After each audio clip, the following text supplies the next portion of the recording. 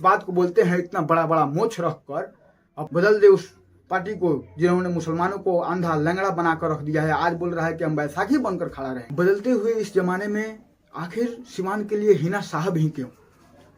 क्योंकि वो शाहबुद्दीन साहब की पत्नी थी इसलिए नहीं, क्योंकि वो आरजेडी की नेत्री रह चुकी है इसलिए नहीं, क्योंकि वो 3 बार हार चुकी हैं इसलिए नहीं। उनके पीछे उनका मूल्यांकन करना होगा कि वो परिवार, वो पीड़ित महिला कितनी ताकतवर और सीमान के लोगों के लिए आखिरकार सचमुच में वास्तविकता उनके अंदर और वास्तव में सीमान के पटल पर, धरातल पर, स्थानीय स्तर पर देखेंगे तो वैसा कोई नेता जो लोगों से जुड़ाव और हमेशा के लिए लगाव रखता हो, लोगों के सुख दुख में जाता हो।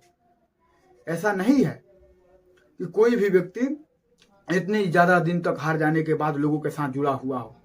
उनकी हस्बैंड के डेथ हो जाने के बाद 1 मई 2021 को इसी रमजान के महीने में फिर भी उन लोगों ने पूरे लोगों के साथ बिना किसी जाति धर्म के भेदभाव किए हर लोगों के साथ मजबूती के साथ उन लोगों ने खड़ा रहा।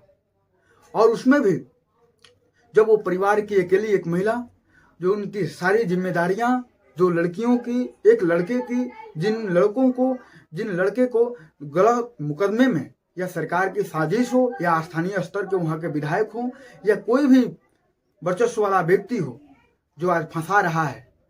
आज सोचिए कि जिस तरह से शाहबुद्दीन साहब को बदनाम किया जाता था, जिस तरह से उनके ऊपर लालछन लगाए जाते थे, केस और मुकदमे किया जाता था, आज वो सीमान अभी शांत है? मरे हुए भी कितना दिन हो गया, अभी शांत है। लेकिन फिर भी वो महिला इतना पीड़ित, इतना सताने के बाद भी जिस परिवार के लिए, जिस पार्टी के लिए उन्होंने जान तक दे दिया, किसके लिए वो बोले थे शाहबुद्दीन साहब कि नीतीश कुमार परिस्थितियों के सीएम हैं। आखिर इसी बात का ना उनको सजा मिला कि एडवोकेट जनरल जाकर हाई कोर्ट में जो है अर्जी लगाया कि सीमान को, एसपी को, उससे प्रशासन व्यवस्था बिगड़ सकता है। किसकी सरकार थी? महागठबंधन की सरकार थी। और उस समय उन लोगों को देखा नहीं गया, इतना पढ़ा लिखा और इतना मर्द और सामाजिक नेता नहीं है किसी में, वो ऐसा दम नहीं है। जो लोग इस बेटी हारती है तो राज्यसभा जाती है। बात को बोलते हैं इतना बड़ा बड़ा मोछ रख कर अपने आप को आरजेडी वाला बताते हैं। कहे उनका मर्दानी ढीला हो गया था, भाग गए थे। लालची आदमी है वो व्यक्ति। अगर टिकट भी मिल जाए तो वो किसी काम का नहीं है। वो आरजेडी के बलबूते पर है, लेकिन आरजेडी का बलबूता मिलता था एक शाहबुद्दीन साहब से मिलता था। भी आज प्रवक्ता बोल रहा है कि निर्दलीय बहुत कुछ लड़ रहा है, लेकिन निर्दलीय लड़ने का मतलब नहीं है। 15 साल से ज्यादा से जो परिवार संघर्ष करते आ रहा है, जनता के सुख दुख में लड़ते आ रहा है, उनके साथ खड़े होते आ रहा है, उस परिवार की जो एक आयरन लेडी, जिनके लिए सभी के नजर में बिना जाति धर्म से ऊपर उठकर उनका साथ देना हर किसी के लिए स्वाभाविक और लाजमी है। क्योंकि उन लोगों ने कभी भी किसी तरह का, किसी भी धर्म के साथ, किसी भी लोगों के साथ भेदभाव नहीं किया और उनको इन लोगों से नाराज होना चाहिए।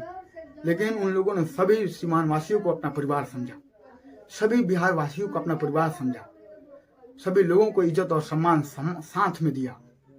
लेकिन आप लोग सीमान वासियों से एक आग्रह है कि लेडीज को भरसक किसी भी पार्टी के द्वारा आगे नहीं बढ़ाया जाता है।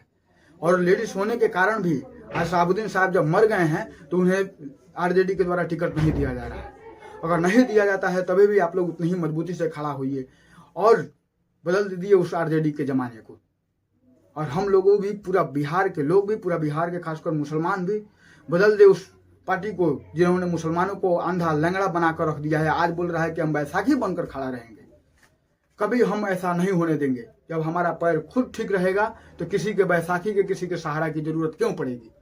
औरत को जिस तरह से हम देखें तो संसद में भी उपस्थिति कम रहती है, अब वैसी हिम्मत और वैसी औरत नहीं कहीं मिलेगी, वैसी मजबूत दवादार जो कि जनता के सुख दुख में और इतनी कठिन और विपरीत परिस्थिति के साथ भी लोगों के साथ मिलजुल कर और खड़े रहे।